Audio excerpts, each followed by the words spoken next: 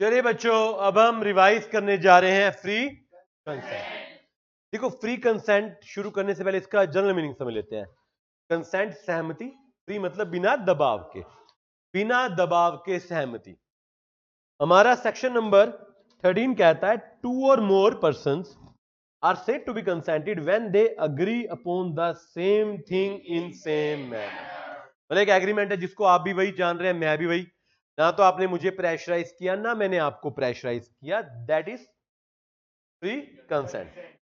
और जो सेक्शन 14 है ना, वो हमें 5 एलिमेंट दे देता है इनडायरेक्टली, जो फ्री कंसेंट को दूर करते हैं, खत्म करते हैं। A contract is said to be free when it is not caused by, 5 चीजें नहीं होनी चाहिए: coercion, undue influence, fraud, misrepresentation and mistake. पहले 4 में कॉन्ट्रैक्ट वॉइडेबल है, लास्ट में वॉइड है। लास्ट में क्या है? अब ये 5 चीजें पढ़नी है फ्री कंसेंट में, सिंपल सी, अच्छा टॉपिक है। और अगर आप ब्रह्मास्त्र देखें, PYQs देखें, तो फ्रॉड वगैरह पे, मिस रिप्रेजेंटेशन पे केस स्टडी आपको दिखती है। कर्षण, कर्षण क्या होता है? फिजिकली धमकाना। फिजिकली कोई भी काम गलत करना जो इंडियन पिनल कोड में अलाउड नहीं है, कमिट करना या करने की धमकी देना। किसी की प्रॉपर्टी को अनलॉफुल तरीके से, गैर कानूनी तरीके से डिटेन करना या डिटेन करने की धमकी देना। प्रीड्यूस का मतलब है against his wish, against his, उसकी इच्छाओं के अगेंस्ट, ताकि आपकी इंटेंशन है, आप चाहते हो वो पर्सन एग्रीमेंट में आ जाए, with the intention of causing that person to enter into, डराना धमकाना, राइट। ए ने बी को कहा sell your house, house. A ने, बी ने कहा नॉट इंटरेस्टेड। अब ए ने गन दिखाई तो बी क्या कर गया? अग्री। क्या ये कर्षण हुआ या नहीं हुआ? यस, इट इज कॉल्ड कर्षण, and in this case there is no free consent. Effect क्या है कर्षण के? कर्षण का पहला इफेक्ट है कॉन्ट्रैक्ट क्या है? वॉइडेबल। वॉइडेबल का मतलब आप केस कर सकते हो। कौन केस कर सकता है? एग्री, मतलब जिसकी कंसेंट फ्री नहीं थी। And further second point, parties must restore anything और any money deliver to them. दोनों पार्टी को रीपे करना पड़ेगा। देखो, आपने केस किया, उसने आपको प्रॉपर्टी वापस दी, तो आपने जो पैसे लिए वो भी वापस करने पड़ेंगे। जैसे मान लीजिए ए ने गन पॉइंट को बी, गन पॉइंट पर बी से घर के लिए साइन करवा लिए 5 करोड़ में, बट उसको 1 करोड़ का क्या दिया? एडवांस। अब बी ने केस कर दिया, चलो कोर्ट ने कहा कि ठीक है कॉन्ट्रैक्ट कैंसिल। अब प्रॉपर्टी के कागज रद्द हो गए, कैंसिल हो गए, बट जो ए ने बी को 1 करोड़ रुपए का एडवांस दिया था, क्या वो वापस देना पड़ेगा? नहीं देना पड़ेगा? That should also be restored, right. अब सर कुछ बात है, जैसे पहले एक्ट फॉरबिडन बाय लॉ, कोई भी एक्ट हो सकता है, मर्डर, सुसाइड की धमकी। जैसे मिस्टर ए ने अपनी वाइफ को कहा transfer all property in my favour otherwise I will commit A suicide, तो ये भी कॉन्ट्रैक्ट क्या है? वॉइडेबल। इसी का उल्टा कर दो, ए ने बी को कहा transfer your property otherwise I will kill you. पहले बंदा खुद मरने की धमकी दे रहा था, अब आपको मारने की धमकी दे रहा है। दोनों ही क्या है? दोनों ही क्या है? वॉइडेबल बिकॉज ऑफ कर्षण।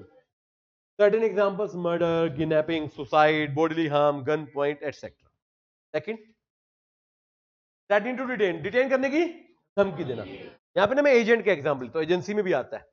एजेंट अपने प्रिंसिपल को कहता है free me from all liability otherwise I will not return your books of account. Principal हाँ ही बोलेगा ना अल्टीमेटली। तो क्या ये कर्षण आपको कोई सर फिजिकली थोड़ी दिया है कुछ धमकी? प्रॉपर्टी, बुक्स भी तो प्रॉपर्टी है। प्रॉपर्टी डिटेन करने की धमकी भी क्या है? कर्षण। क्या है? कर्षण।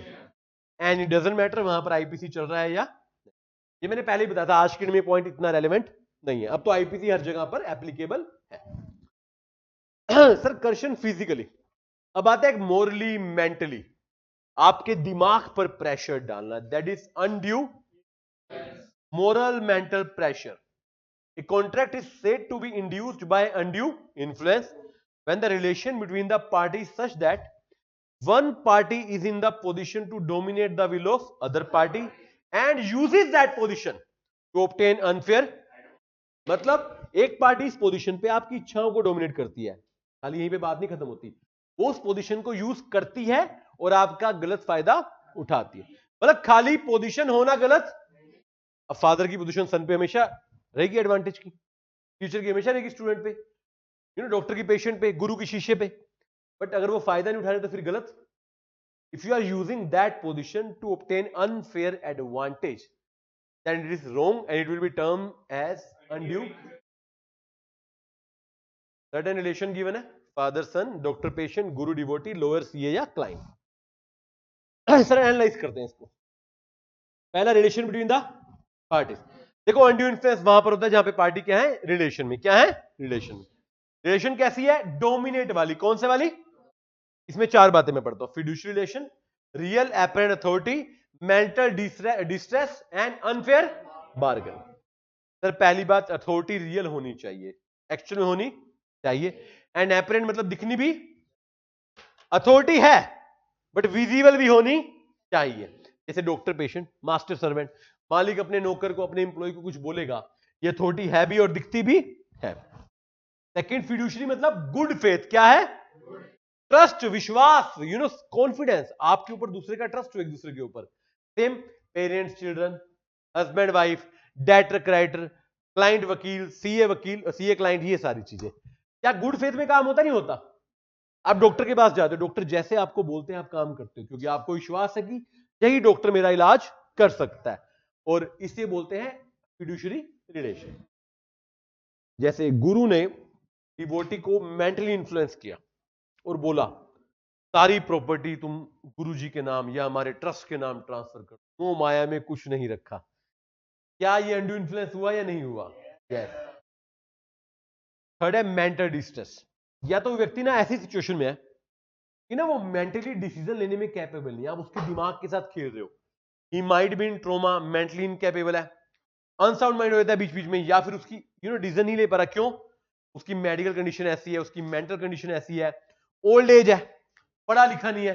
होते ही लोग अंगूठे पे साइन, अंगूठा लगवा देते हैं, गलत साइन करवा लेते हैं. जैसे एग्जांपल मैंने लिया था, डॉक्टर ने पेशेंट का एडवांटेज ले लिया, एक्स्ट्रा पैसे ले लिए उससे, या फिर ए ने अपने ओल्ड ग्रैंडफादर से नकली साइन अंगूठा करवा लिया. ये आप उनकी सिचुएशन का, उनकी कंडीशन का गलत फायदा उठा रहे हैं. That is undue influence. And last one is unfair. Fully dominate कर लिया आपने उसको. फुली क्या कर लिया, एक बच्चा वो अपने कंसाइंसली सोच नहीं पा रहा. एक बच्चा है ड्रंकन है, शराब की आदत पड़ गई, उसको पैसे चाहिए, 1 लाख रुपए चाहिए. वो गया साहूकार के पास कि 1 लाख का लोन दो. उसने कहा ले ले. उसने कहा दूंगा कितने में, 5% पे. मार्केट मान लो रेट है 1% या 2%. आपने उसकी सिचुएशन का, आपको पता है उसको नशा चाहिए, पैसे चाहिए, वो जिंदा नहीं रह पाएगा इसके बिना. आपने 1% वाली चीज 5% में उसको दे दी. क्या ये अनफेयर हुआ या नहीं हुआ. You have taken full control over his brain, over his mind, and taken the advantage of that situation. That is unfair bargaining. और ये चारों सिचुएशन क्या है, undue influence. एंड पोजीशन ऐसी होगी कि एडवांटेज की, और आपने पोजीशन का यूज किया. देखो बार बार मैं एक ही बात बोल रहा हूं, पोजीशन होना गलत नहीं है. Position should be used to take undue advantage. आपने एक्चुअली उस पोजीशन को यूज किया है, यानी कि अथॉरिटी होनी चाहिए, पोजीशन होनी चाहिए, और पोजीशन का यूज होना चाहिए. चलिए हो गया अनड्यू इन्फ्लुएंस. कंसीक्वेंसेस क्या, सेम. पहली बात, एग्रीमेंट वॉइडेबल है. केस करेगी कौन, करेगी एग्रीव्ड. अब कोर्ट क्या करेगा, कोर्ट ना कॉन्ट्रैक्ट को सेट असाइड करेगा, कैंसिल करेगा, खत्म करेगा दो तरीके से. या तो एब्सोल्युटली 100% या partially on some terms and condition. जैसे वो लड़के का एग्जांपल है, शराबी बच्चा जो 1% की जगह 5% पे लोन ले आया था. कोर्ट या तो कहेगा 1 लाख वापिस दे, कॉन्ट्रैक्ट खत्म. बच्चा कहेगा पैसे नहीं मेरे पास, तो 1 लाख रुपए लड़का कहेगा. तो कोर्ट फिर व्यापारी को कहेगा जिसने लोन दिया है, सेठ आदमी, भाई मार्केट रेट है 1%, तुम 1% पे दे दो, बात खत्म. क्या दे दो, 1% पे दे दो. इस तरीके से होता है, 1 या 2 जो भी चल रहा होगा. मतलब अनड्यू इन्फ्लुएंस में क्या होगा, या तो कॉन्ट्रैक्ट पूरे तरीके से सेट असाइड हो सकता है, या पार्शियली भी सेट असाइड हो सकता है. This is undue influence. क्या बोलते हैं इसको, अनड्यू इन्फ्लुएंस. अच्छा, बर्डन ऑफ प्रूफ किसके ऊपर है, जो डोमिनेट कर रहा है ना. मतलब मान लीजिए पेशेंट ने डॉक्टर पे केस किया, चाहे गलत ना हो डॉक्टर, बट डॉक्टर को प्रूव करना पड़ेगा कि मैंने पोजीशन का गलत प्रयोग, क्योंकि अल्टीमेटली वही तो जो डोमिनेट कर रहा है वही तो स्ट्रॉन्ग है ना. The strong party need to prove कि मैंने कुछ भी गलत नहीं किया. The burden of proof will be on the person who is in a dominate position. ये ना नोट अगर पेपर में क्वेश्चन है लिखना जरूर, चाहे केस में आए. Dominate position itself is not bad. It's used to obtain some advantages कह रहा डोमिनेट पोजीशन गलत नहीं है, इसका एडवांटेज उठाना गलत है। डन है बात यहां तक? दो केस आपने पढ़ लिए, क्या क्या? कर्षण और अनड्यू। थर्ड है बेटे फ्रॉड। क्या है? फ्रॉड की ना बड़ी लंबी डेफिनेशन दी है और मींस और इंक्लूड दोनों में दे दी है। Fraud means and includes following act. पहला, कोई भी सजेशन देना एज टू फैक्ट जो ट्रू नहीं है एंड आप भी इसको बिलीव नहीं करते ट्रू, मतलब आपको पता है झूठ है, आपको पता है ये, फिर भी आप सामने वाले को बोलो भाई ये तो सच है, ये तो सच है। कोई गलत इंफॉर्मेशन जो गलत है और आपको पता है गलत है, फिर भी आप बोल रहे हो कि सही है। Active concealment of fact by person having knowledge of it. एक व्यक्ति जिसके पास नॉलेज है, पता है ये गलत है, फिर जानबूझ के आप उसको छुपा रहे हो। Concealment is a pure cheating, pure fraud. A promise without intention of performing. आपने वादा किया और आप वादा निभाने वाले, तो क्या है ये? Fraud. Any act fit to deceive. Deceive का मतलब क्या होता है? चीट करना। कोई भी कार्य जो चीटिंग के बराबर है। एंड लास्ट, कोई भी एक्ट या ओमिशन जिसे लॉ ने ऑलरेडी क्या बोल रखा है, मान लो लिखा है कि ये काम करना फ्रॉड है, तो वो फ्रॉड है। मतलब एग्जांपल देखिएगा, बड़ा अच्छा एग्जांपल है। ए शॉपकीपर है, बी कस्टमर है। ए ने बी को एक रिंग बेच दी जो कि रिंग आर्टिफिशियल है और ए को पता है आर्टिफिशियल है, बट उसने ओरिजिनल बोल के उसको बेच दी। क्या है? फ्रॉड हुआ नहीं हुआ? अब आर्टिफिशियल रिंग को ओरिजिनल बेच के बोल के बेचा गया तो पैसे भी ओरिजिनल के लिए होंगे। That is fraud, that is pure fraud. मतलब sir there should be representation. आपने कुछ बोला है, साइलेंस की बात मैं अभी नहीं कर रहा। रिप्रेजेंटेशन किसकी होगी? फैक्ट की। देखो आप कोई भी फ्री कंसेंट में पढ़ो, कोई भी पॉइंट, हम ना लॉ की बात नहीं करते, किसकी बात करते हैं? फैक्ट की। रिप्रेजेंटेशन कॉन्ट्रैक्ट के पूरे होने से पहले दी गई है, नॉलेज से आपको पता है फॉल्स है, फिर भी आपने दिया रिप्रेजेंटेशन।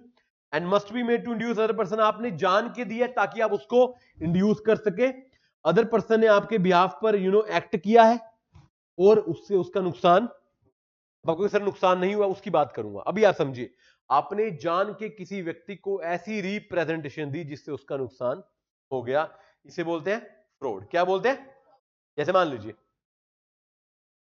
ए को पता है बाइक में फॉल्ट है, बट उसने एश्योर किया भाई कोई फॉल्ट नहीं है, बाइक बेच दी।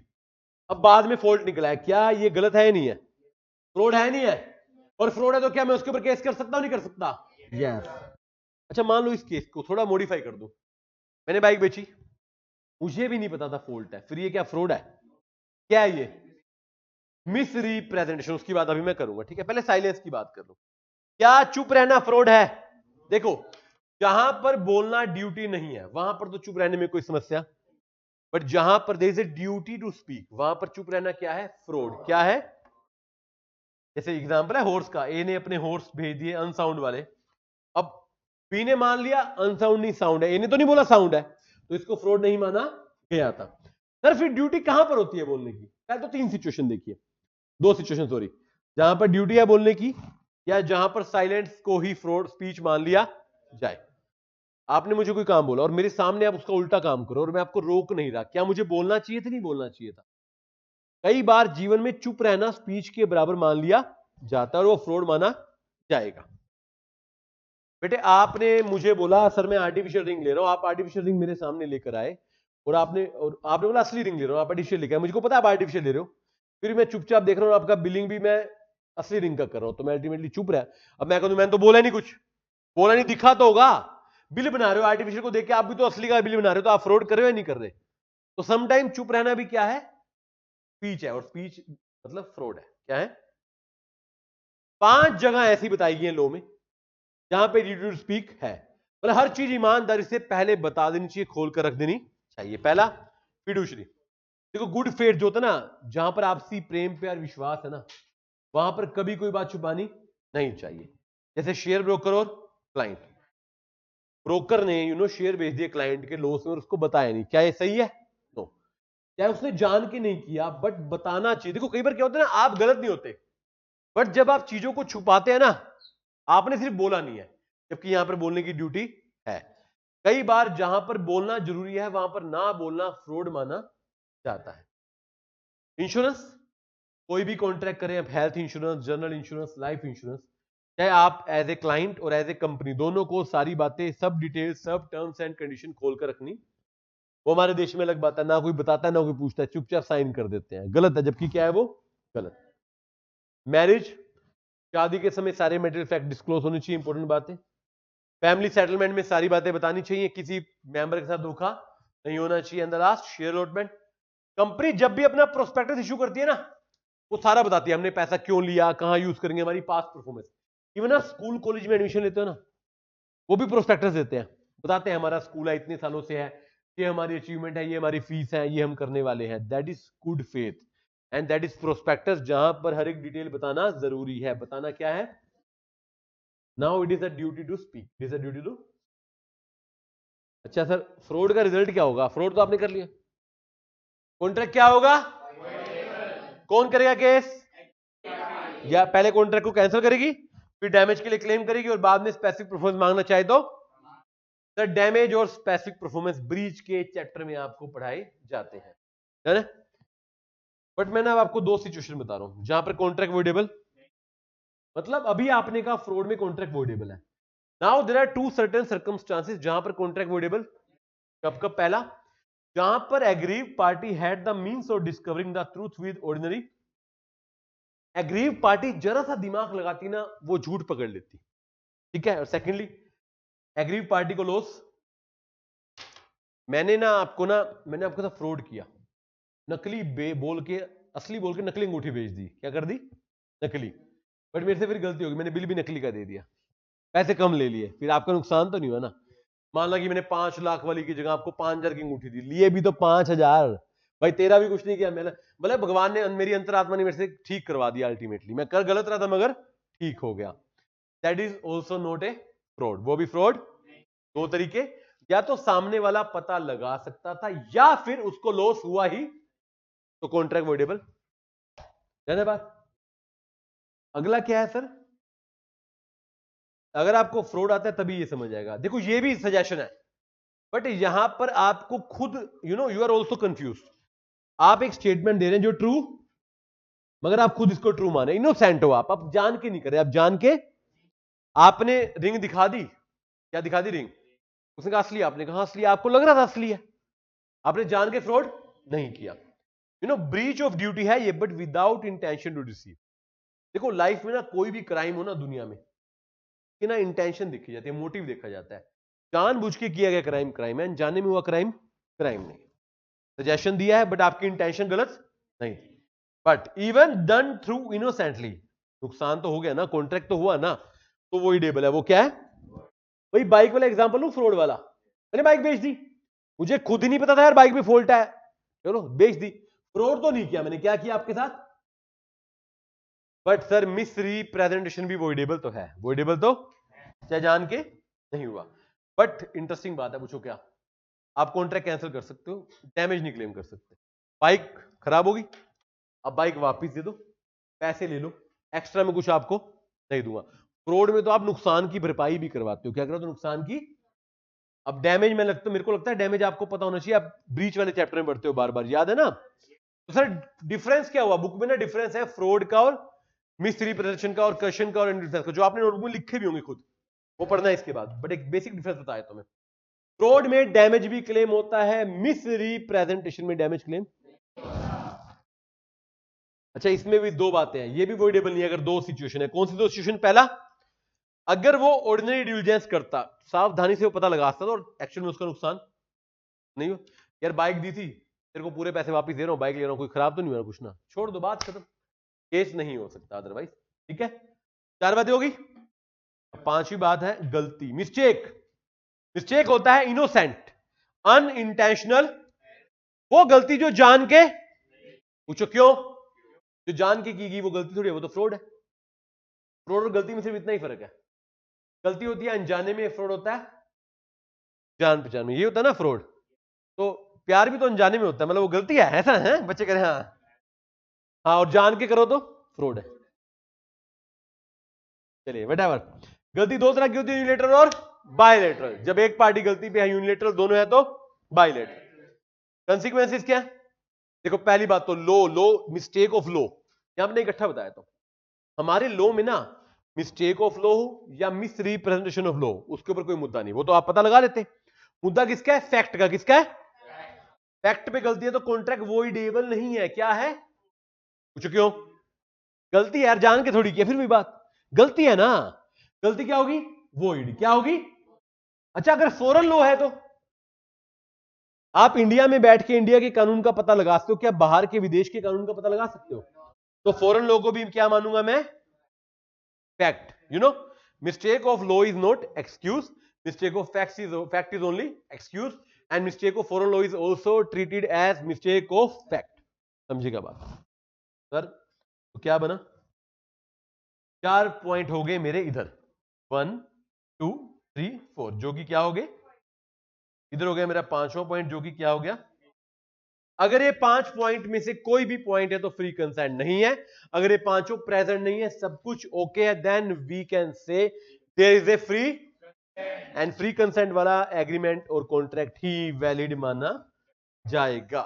चलिए, क्लियर है बात? खासकर फ्रॉड पे और मिस रिप्रेजेंटेशन पे केस स्टडी आती है, ध्यान रखिए, इंपॉर्टेंट है, काफी इंपॉर्टेंट टॉपिक। करते हैं यहीं पर समाप्त। जय श्री राम, जय माता दी।